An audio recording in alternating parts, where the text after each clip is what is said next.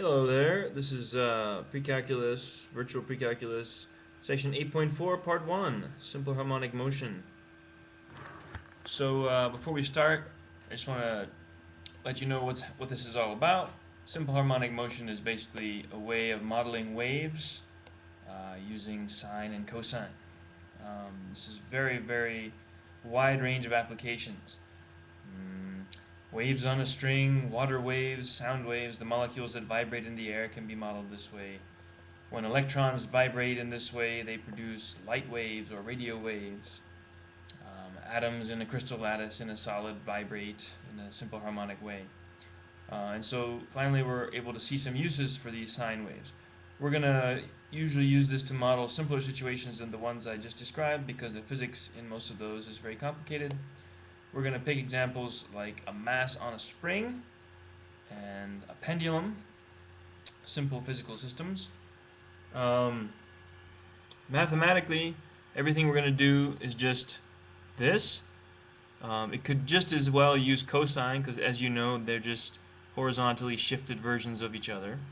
Okay, we've got an amplitude, a frequency. This is related to the phase shift, and there's the vertical shift.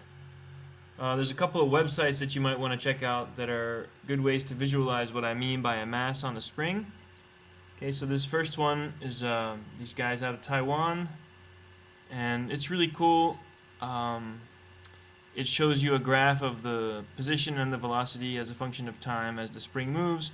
The only thing that's a drawback about it is that you cannot change the spring's initial velocity. I think you can only change the position.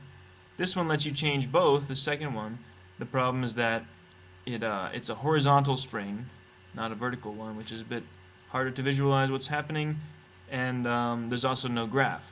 Okay, so just you can pause it and check this out. This says http://www.phy.ntnu.edu.tw for Taiwan /ntnu java /index.php topic equals 383.0.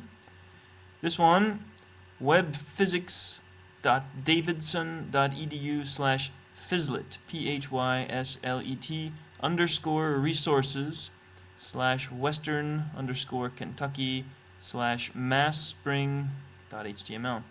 Okay, so maybe the first thing you should do is just open those up and play around with that for a while, just to get an idea of what it is, what physical system it is that we're talking about. I had originally planned to actually bring in a big spring and hang something from it and wobble it up and down and capture its position and velocity on the motion detector and show that to you, but obviously I don't have access to those resources anymore, and so we'll just have to make do with these websites.